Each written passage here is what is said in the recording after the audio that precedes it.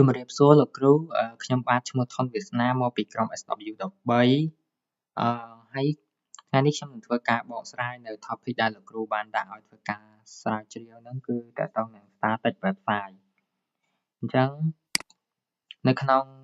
នេះគឺមាន6ចំណុចទាំងអស់ដោយចំណុចទី1គឺខ្ញុំនិយាយអំពី introduction ទី2 technology ទី3 user experience ទី4 development ទី5 security ហើយនិងចុងក្រោយគឺ performance អញ្ចឹងដំបូងយើងទៅនិយាយអំពី introduction សិនយើងនិយាយអំពី static website ហ្នឹងវាគឺជាប្រភេទ website មួយដែលបង្កើតឡើងដោយប្រើកូដ HTML CSS និង JavaScript វាខុសពី dynamic website ដែលវាធ្វើការដោយយើងនឹងត្រូវដោយ user អាចធ្វើការកែប្រែបានដោយការស្នើសុំហើយ static website គឺវាបង្ហាញមកជា content ដូចគ្នាទៅកាន់ user និងដោយ user ទាំងអស់ហ្នឹងអត់មានសិទ្ធិក្នុងការកែប្រែទិន្នន័យឬក៏អ្វីដែលគេបង្ហាញនឹងបានទេហើយក៏មិនបាច់ប្រើ database ឬក៏ script ភាសា script ដូចជា PHP Python ឬក៏ Ruby ទេហើយចំពោះទំព័រនីមួយៗរបស់ static website គឺត្រូវបានបង្កើតរួចជាមុនហើយរក្សាទុកជាឯកសារថេរ static file ហើយនៅពេលដែលអ្នកប្រើចូលមើលគេហទំព័រឬក៏ website static ហ្នឹង browser របស់ពួកគេហ្នឹងនឹងទាញយកឯកសារដែលបានបង្កើតរួចហើយហ្នឹងហើយវានឹងបង្ហាញឲ្យអ្នកប្រើនឹងបានឃើញដោយសារតែมันមានការដំណើរការផ្នែកម៉ាស៊ីនធំទេwebsite static ហ្នឹង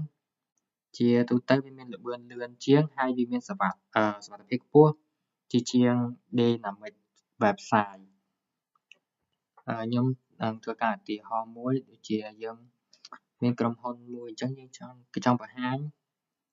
អ្វីដែលក្រុមហ៊ុននឹងចង់បង្ហាញអញ្ចឹងទៅវាជាព័ត៌មានច្បាស់លាស់មួយគេអត់ចង់ឲ្យមានការកែប្រែអីញ៉ៃញ៉ៃដោយ user អីទេ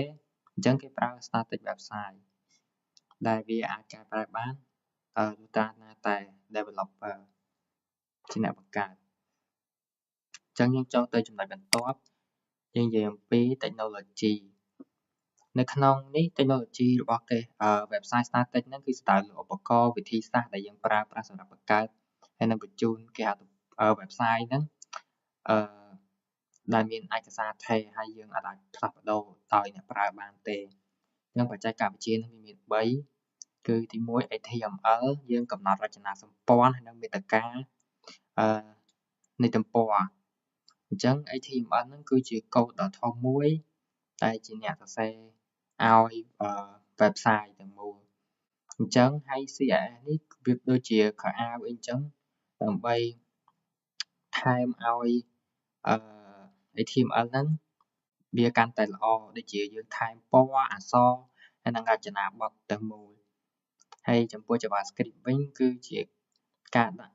មុខងារដើម្បីឲ្យយើងអាចចុចបានដូចជាប្រអប់ប៊ូតុងអីចឹងទៅហើយយើងចូលទៅចំណុចបន្ទាប់យើងនិយាយអំពី user experience ដែល user experience នៅដំបូងនេះគឺយើងនិយាយអំពី experience ដែល user គាត់ចូលចិត្តគាត់ពេញចិត្តអីចឹងទៅអញ្ចឹងstatic website ហ្នឹងគឺវាផ្ទុកល្បឿនផ្ទុកវាគឺលឿនដោយទំព័រហ្នឹងវាផ្ទុកឯកសារហ្នឹងបង្កើតរួចជាមុនអញ្ចឹងទៅវាមានភាពលឿនហើយវាល្អសម្រាប់អ្នកដែលមានអ៊ីនធឺណិតយឺតអីចឹងទៅក៏អាចចូលមើលបានដែរហើយការប្រើប្រាស់ហ្នឹងវាងាយស្រួលហើយច្បាស់លាស់មានការរៀបចំមាតិកាហ្នឹងបានច្បាស់ល្អងាយយល់ព្រោះថាយើងអត់អាចកែប្រែបានទេអញ្ចឹងគេដាក់បង្ហាញមកធ្វើមិនឲ្យមានព័ត៌មានលម្អិតអីចឹងទៅហើយសមរម្យជាមួយឧបករណ៍គ្រប់ប្រភេទដែលវាបង្ហាញបានល្អនៅលើទូរស័ព្ទទាំង tablet កុំព្យូទ័រអីហ្នឹងចំពោះ background រចនាបថអីហ្នឹងគឺល្អទាំងអស់មិនថាមួយណាទេហើយវាមានសុវត្ថិភាព mìnhមានប្រព័ន្ធ login ឬ database ទេអញ្ចឹងវាមានហានិភ័យតិចតួចទេហើយចំពោះមាតិកាវិញមានសុវត្ថិភាពអ្នកប្រើទាំងអស់ហ្នឹងគាត់អាចមើលឃើញមាតិកាដូចគ្នាហើយរចនាបថមានភាពស្អាតនិងសាមញ្ញយើងអាចប្រើបន្ថែមជា បន្ថែម animation តិចតួចបន្ថែមទៀតក៏បានដែរអញ្ចឹងយើងទៅមើលពី experience ដែល user គាត់អត់ពេញចិត្តវិញwebsite static ហ្នឹងបើថាវាលឿនសុវត្ថិភាពនិងសាមញ្ញប៉ុន្តែអ្នកប្រើប្រាស់ខ្លះគាត់អាចមានអារម្មណ៍ថាមិនសូវពេញចិត្តដោយសារតែមាតិកាហ្នឹងមិនផ្ទាល់ខ្លួនទេអញ្ចឹងមាតិកាហ្នឹងវាដូចគ្នាពេកសម្រាប់ user ហើយអញ្ចឹងទៅគាត់អត់អាចបង្ហាញឬក៏បន្ថែមទិន្នន័យផ្ទាល់ខ្លួនរបស់គាត់បានទេហើយមួយទៀតអន្តរកម្មហ្នឹងវាមានកំណត់វាមានមិនអាចដំណើរការហ្នឹងវាស្មុគស្មាញដូចជា dashboard ផ្ទាល់ខ្លួនដែលវាភ្ជាប់ទៅនៅ database ឬមុខងារជាក់ស្ដែងហើយទី3ហ្នឹងគឺมันអាប់ដេតភ្លាមវាអត់មានការអាប់ដេតអីភ្លាមទេលុះត្រាណាតែdeveloper គាត់ធ្វើការអាប់ដេតអីចឹងទៅហើយវាមិនមានភាពងាយស្រួលសម្រាប់គេ website ធំទេ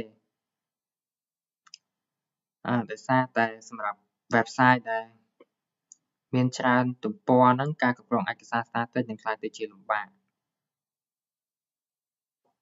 អញ្ចឹងយើងចូលទៅចំណុចមួយទៀតហើយយើងនិយាយពី development ចំពោះ development កន្លែងនេះគឺជាការអភិវឌ្ឍទៅwebsite static អញ្ចឹងកន្លែងហ្នឹងគឺមានការគ្រោងហើយនិងរចនាអញ្ចឹងកន្លែងនេះវាឲ្យ development ហ្នឹងគាត់គឺជា developer ហ្នឹងគាត់មានការសម្រេចចិត្តលើគោលបំណងនៃគេហទំព័រហ្នឹងជាការរចនា wireframe ឬក៏ mock-up សម្រាប់ layout ពណ៌ font និង UI ទី2ហ្នឹងគឺជាការសរសេរកូដដូចមុនអញ្ចឹង HTML ហ្នឹងគឺជាការបង្កើតរចនាសម្ព័ន្ធទំព័រ CSS ហ្នឹងគឺជាការតុបតែងបន្ថែមអញ្ចឹងទៅ JavaScript គឺជាគ្រឿងបន្ថែមសម្រាប់ user អញ្ចឹងទៅគាត់ធ្វើការចុចហើយកន្លែងនេះគឺប្រើ static site generator វាមានឧបករណ៍ដូចជា Jekyll, Hugo, Eleven, T, Next.js, Node.js ជាដើមហើយវាជួយគ្រប់គ្រងទំព័របានច្រើននិងងាយស្រួលអញ្ចឹងទៅចំណុចបន្ទាប់គឺយើងនិយាយអំពី security អញ្ចឹង security របស់ static website ហ្នឹងគឺមានអត្ថប្រយោជន៍និងមានសុវត្ថិភាពអញ្ចឹងដោយ static website ហ្នឹងគឺវាអត់មាន database ទេមិនប្រើ database ទេអញ្ចឹងវាមិនអាចឲ្យ hacker គាត់វាយប្រហារតាម SQL injection បានទេហើយវាអត់មាន server side script វាគ្មាន PHP Python ឬក៏ Ruby ដំណើរការលើម៉ាស៊ីនទេអញ្ចឹងផ្នែកវាយប្រហារ server តិចទេអញ្ចឹងហើយចំណុចវាយប្រហារតិចនេះគឺ file static ផ្ដល់ដោយដូចដើមការវាយប្រហារ XSS ឬ code injection តិចជាងហើយការប្រើ HTTPS ហ្នឹងងាយស្រួលដោយ website static ហ្នឹងងាយស្រួលប្រើ HTTPS ហ្នឹងដើម្បី encode traffic ហើយវាការពារ CDN ការប្រើ CDN ហ្នឹងគឺcontent delivery network ដែលវាអាចផ្ដល់ DDoS protection និង firewall សរុបទៅ security របស់ static website ហ្នឹងគឺវាមានចំណុចដែលគេវាយប្រហារនឹងបានតិចតួចអញ្ចឹងវាល្អម្យ៉ាងដែរយើងចូលមកចំណុចបន្ទាប់គឺ performance ដែលវាជាប្រសិទ្ធភាពនៃគេហទំព័រ website static ហ្នឹង គេហទំព័រ website ហ្នឹងយើង static ហ្នឹងត្រូវបានគេស្គាល់ថាល្បឿនលឿនមានប្រសិទ្ធភាពខ្ពស់ព្រោះវាបម្រើឯកសារ HTML CSS JavaScript ដោយផ្ទាល់ដោយមិនចាំបាច់មានការការពារផ្នែក server side ឬ database ទេហើយអត្ថប្រយោជន៍ប្រសិទ្ធភាពសំខាន់ៗហ្នឹងវាមានដូចជាល្បឿនផ្ទុកវានឹងលឿន file ត្រូវបានbuild និងបម្រើដោយផ្ទាល់ browser អាច download ហើយនឹងបង្ហាញភ្លាមៗបានហើយ CPU និង memory វាតិចអត់មានដំណើរការ server side ហើយចំណាយ resource តិចយើងអាចប្រើ CDN បាន file យើងផ្ទុកនៅក្នុង server ជាច្រើននៅលើពិភពលោកអញ្ចឹងប្រសិទ្ធភាពវាល្អសម្រាប់អ្នកប្រើទូទាំងពិភពលោកហើយ code វាមានភាពសាមញ្ញហើយនិងប្រសិទ្ធភាពខ្ពស់ដូចជា HTML CSS JavaScript ហ្នឹងត្រូវបាន optimize reuse request និង file size faster rendering និយាយទៅប្រសិទ្ធភាពវាហ្នឹងគឺល្អប្រសើរដែរដែលយើងអាចប្រើប្រាស់បានសម្រាប់អីដែលយើងបាននិយាយកន្លងមកហ្នឹងអញ្ចឹងខ្ញុំមានតែប៉ុណ្្នឹងអរគុណលោកគ្រូ